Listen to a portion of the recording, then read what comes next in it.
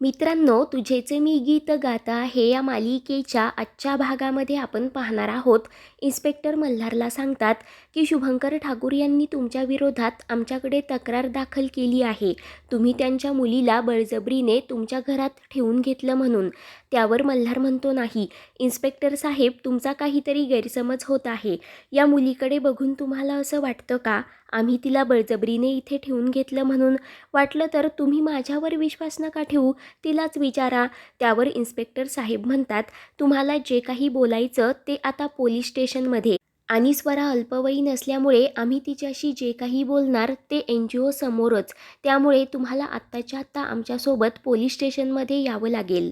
तेव्हा स्वराला लगेच एकदा मामीने कसं तिला पोलीस स्टेशनमध्ये पाठवलं होतं ते सर्व काही आठवतं. तर ती खूप घाबरलेली असते. मल्हार म्हणतो, स्वरा तू पुन्हा याच घरात येणार हे लक्षात ठेव. अजिबात घाबरू नकोस, आम्ही आहोत तुझ्यासोबत. म्हणून आता मल्हार मंजुळा स्वराला घेऊन पोलीस स्टेशनमध्ये जाण्यासाठी निघतात. त्यानंतर इकडे शुभंकर हा पोलीस स्टेशनच्या बाहेरच बसलेला असतो. त्याच वेळेला स्वराला घेऊन मल्हार तिथे येतो. शुभंकर लगेच स्वराच्या जवळ जाऊ लागतो. तेव्हा मल्हार शुभंकरला अडवत म्हणतो, स्वरापासून लांब राहायचं.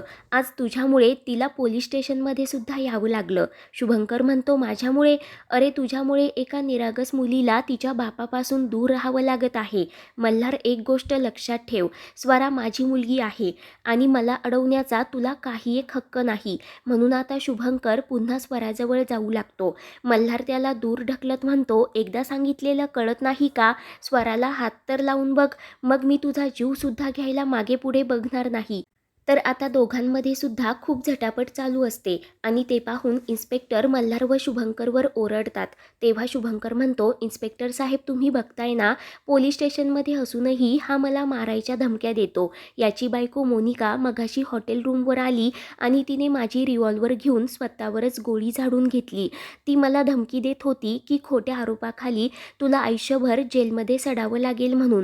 तेव्हा मल्हार चिडूनच शुभंकरची कॉलर पकडत विचारतो, अजून तू किती खोटं बोलणार आहेस? विजय म्हणतो, मल्हार शांत हो, हा तुला मुद्दाम अडकवण्याचा प्रयत्न करत आहे. तू एक शब्दही बोलू नकोस. मल्हार म्हणतो, इन्स्पेक्टर साहेब, हा पूर्णपणे खोटं बोलत आहे. याने जे काही सांगितलं ना, सगळं त्याच्या उलट झालंय. याने स्वतः माझ्या बायकोवर फायर केलं, ती जखमी आहे. आणि हा आमच्या घरातील मुलीला, स्वराला आमच्यापासून दूर करण्याचा प्रयत्न करत आहे. आणि याने खोटे DNA रिपोर्टसुद्धा बनवले होते. तुम्ही आत्ताच्या आत्ता याच्यावर केस करा आणि याला जेलमध्ये टाका. तेव्हा हवालदार सांगतात की असा आरोप तर यांनी सुद्धा तुमच्यावर केलाय. स्वरा मोठी स्पर्धा जिंकली, सेलिब्रिटी झाली आणि म्हणूनच तुम्हाला स्वराला तिच्या खऱ्या बाबांकडे पाठवायचं नाही. त्यावर विजय म्हणतो की हे साफ खोटं आहे. स्वरा तर पहिल्यापासूनच आमच्या घरी राहते आणि यांनी तर तिचे खोटे DNA रिपोर्टसुद्धा बनवले होते. हवं तर तुम्ही या हॉस्पिटलमधील कदमला विचारा. तेव्हा इन्स्पेक्टर साहेब कदमला समोर बोलावतात. तेव्हा कदम म्हणतो, इन्स्पेक्टर साहेब, या लोकांनी तुम्हाला दिलेले DNA रिपोर्ट खरे आहेत की खोटे ते मला नाही माहीत. माझं लिखित मी अगोदरच तुम्हाला दिलं आहे आणि या माणसांना तर मी ओळखत नाही, मी त्यांना कधी पाहिलंसुद्धा नाही. आणि ते ऐकून विजय कदमवर खूपच भडकतो. तेव्हा मल्हार त्याला शांत करण्याचा प्रयत्न करतो. मंजुळा म्हणते, जाऊ द्या ना साहेब, खोटं कधी लपत असतं आणि खरं कधी ना कधी समोर येतच. या माणसाचा भांडाफोड झाल्याशिवाय राहणार नाही. तर शुभंकर सांगतो, इन्स्पेक्टर साहेब, स्वरा माझीच मुलगी आहे आणि मी सगळे पुरावेसुद्धा सादर केले आहेत, मला तिला घेऊन जाऊ द्यात. परंतु मल्हार म्हणतो, नाही, मी तुला स्वराला कुठेही घेऊन जाऊ देणार नाही. शुभंकर म्हणतो, अरे मल्हार, तुला कळत कसं नाही? मुलगी असण्यात आणि मुलीसारखं असण्यात खूप मोठा फरक असतो. स्वरा तुझी मुलगी आहे ना, मग कर पुरावा सादर. तुला स्वतःची मुलगी आहे तर माझ्या मुलीवर कशाला हक्क गाजवतो की तिच्या पैशांवर तुझा डोळा आहे की तुला मोलकरीण म्हणून स्वराला तुझ्या घरात ठेवून घ्यायचं? ते ऐकून मल्हार शुभंकरची कॉलर पकडत म्हणतो, असले घाणेरडे विचार ना फक्त तुझ्याच मनात येऊ शकतात. इन्स्पेक्टर साहेब, हा साफ खोटं बोलत आहे. आत्ताच्या आत्ता याला आतमध्ये टाका, आपण काहीच का करत नाही. आणि एक गोष्ट लक्षात ठेव, स्वरा आमच्या घराचा भाग आहे आणि माझ्याच घरी राहणार. तुला खूप वाटतंय ना की स्वरा तुझी मुलगी आहे म्हणून? आता जे काही होईल ते कायद्यानेच आणि कोर्टामध्ये.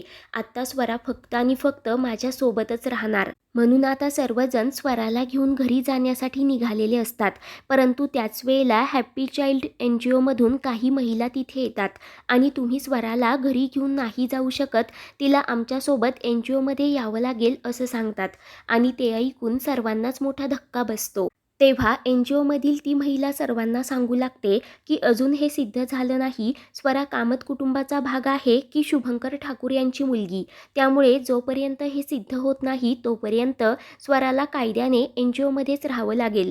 तसा इन्स्पेक्टर साहेबांचा आम्हाला फोन आला होता.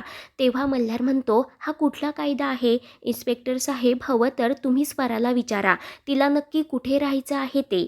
तर शुभंकर स्वराला म्हणत असतो, बाळा मी तुझा बाबा आहे ना, तू सर्वांना सांग, तू 2 दिवस माझ्याकडे होती तर किती हॅपी होतीस.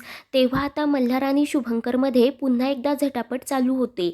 तेव्हा NGOमधील महिला त्यांच्यावर ओरडत म्हणते, तुमच्यामुळे या मुलीवर किती प्रेशर येत आहे. मी तिला तुमच्यासोबत कुठेही पाठवणार नाही, ती आमच्यासोबत NGOमध्येच येणार.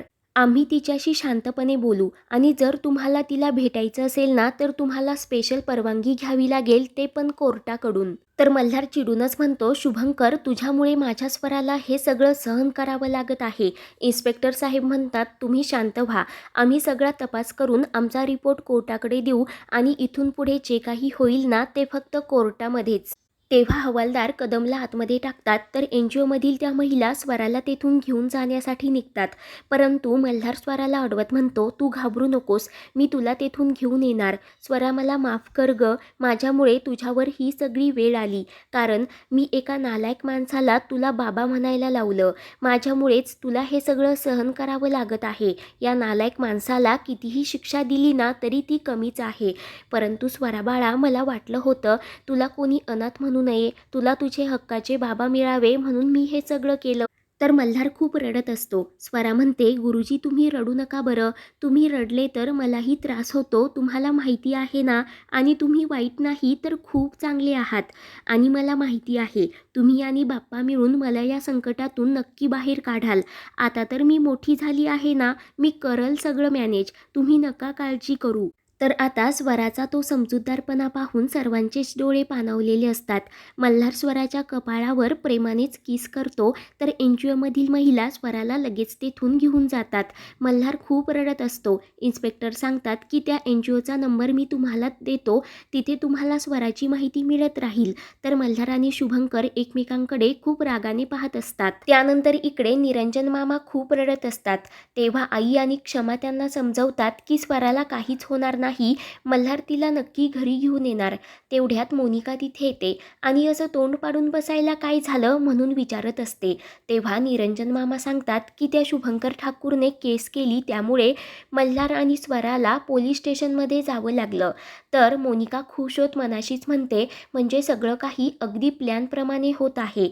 एकदा की सनीला त्या स्वराची कस्टडी मिळाली तर तो आज रात्रीच स्वराला USला घेऊन जाणार आणि माझ्या डोक्याचं टेन्शन कायमचं खतम होणार. त्याच वेळेला मल्हार, विजय आणि मंजुळा घरी येतात. तर मामा विचारत असतात, स्वरा कुठे आहे? ती तर तुमच्यासोबत येणार होती ना.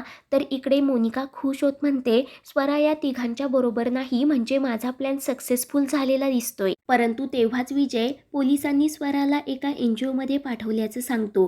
ते ऐकून मोनिकाला मोठा धक्काच बसतो. त्यानंतर मॅडम स्वराची ओळख NGOमधील मुलींशी करून देतात.